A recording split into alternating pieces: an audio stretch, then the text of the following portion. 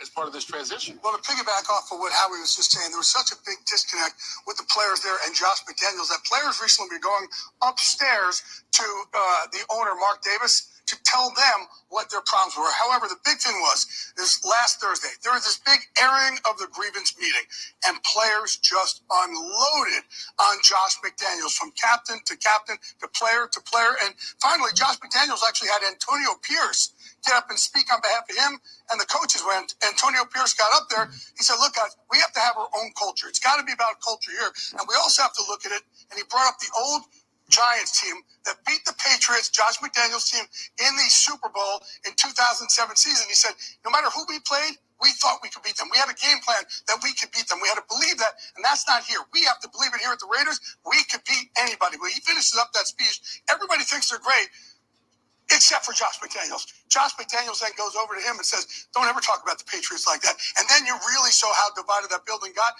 That got up to Mark Davis, and I think Mark Davis looked at it and go, okay, I'm going to choose the guy who believes that we can win every single week, and that's what his plan's going to be. And by the way, this is not just a throwaway for Antonio Pierce where, he's just going to coach out the rest of the season. He has a shot to keep this job. That's Mark Davis's mindset. Okay, now a few things there to decipher what was said there in that report by Jay Glazer here of Fox Sports. Okay, now the reason why Antonio Pierce said that, what I just said just a second ago about Kansas City, they're like the 2.0 Patriot team right now. Man, they're losing players left and right. Free agency, injury, sick, and they're still winning at a high clip. They've already got 2 Super Bowls. Patrick Mahomes, his first road divisional loss came a couple weeks ago against Denver. He's been in the league 5 years. Brady don't even have that. Brady does not have that. He can't say that. That's unbelievable, okay?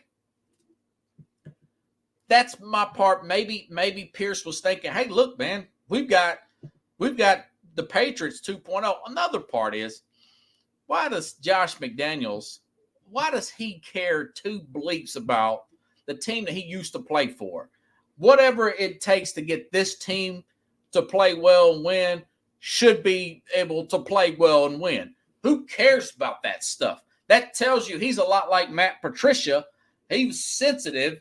He's not a leader of men, a leader. He is a guy that's probably good at what he does, being a coordinator, or he's just not. He doesn't seem like a people. This goes all the way back to the run-in he had with Jay Cutler when he was a young coach.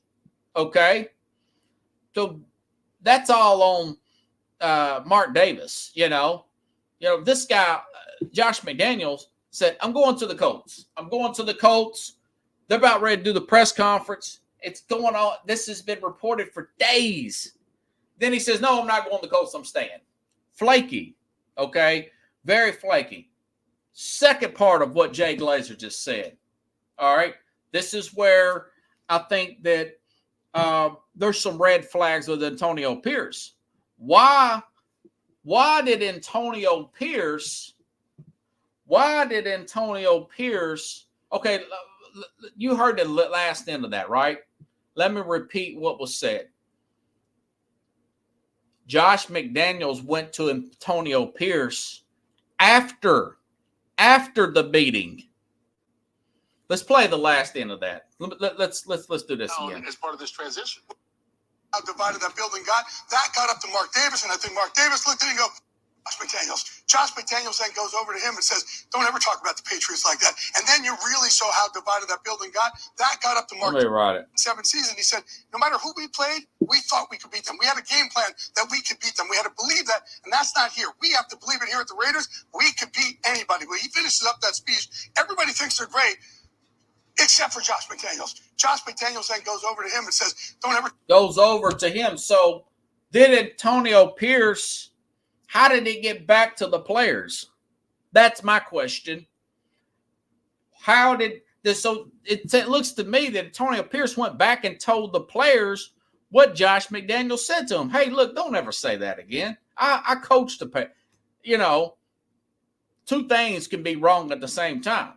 So Pickle says Pierce stole his deal with the Raiders. So then somebody goes up and tells Mark Davis, and there's two ways to look at that, right? There's two ways to look at that. Yeah, hey, I'm the owner. I've got an open door policy. I'm approachable. Yes, that's true. Or I'm the owner. I have an open door policy, but I'm really saying I'm undercutting my management and my coaching staff. You know, you're going around them to go to me. I've hired them to deal with you. So that's that a lot of that happened with Jerry Jones in the past. Maybe it still does, and the Dallas Cowboys, and that goes with that dysfunction of this team. Now, I just said maybe he gets hired as the actual head coach. They won 30-6 over the Giants Sunday. Now, here's a little tidbit. There's some red flags with him. Last year when I had former Arizona State alumni and assistant coach, not for Arizona State, Jim Jeffcoat. Okay, Antonio Pierce, according to Jim Jeffcoat, who is really in tune with these things, and he keeps up with this stuff. He played for Arizona State. He played when Barry Bonds was playing for Arizona State. Jim Jeffcoat, this is an exclusive on my program. This is what could separate me from the competition while I'm about to play you. But according to Jim, and I'll let you hear the soundbite in a minute, that Pierce played a big hand in getting Arizona State in trouble and getting their head coach there, Herm Edwards, fired. Listen up. This was from last September. Jim Jeffcoat here on Antonio Pierce in his college days. Listen up. Edwards, by the way. I know he's 68. I'm always been a Herm Edwards fan. You play to win the game. What's your thoughts on Herm Edwards being fired from Arizona State? Well, you got to remember what he did, and he let go on. First of all, I was upset because he let Antonio Pierce come in, a U of A, University of Arizona guy, and come in and destroy. Basically, he destroyed that program. He was doing illegal stuff, and that bothered me. Why would you let somebody from the rival school, and they're only 100 miles apart, and they are intense rivals, take over a program and do the things that Antonio Pierce did? Antonio Pierce is at the Raiders right now, and you saw what happened to the Raiders. You saw what they did. They were up 21 points and lost the game. He was the linebacker coach. Yeah, they imploded. He did that at Arizona State. Everybody talks about he recruited, but he recruited illegally. Yeah, he recruited illegally. I mean, he did. Arizona and Herm let this go on. You can't be in the dark about what was going on. Yeah, he just turned. He turned the other eye. And he let this go on, and it's going to bother me because he didn't do it the right way.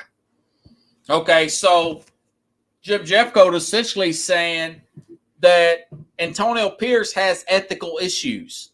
Okay, it's a little unethical from the way, like Pickle said, stole his deal. But it looks like he just went back and told the players what Josh McDaniels said. Then he went back and told.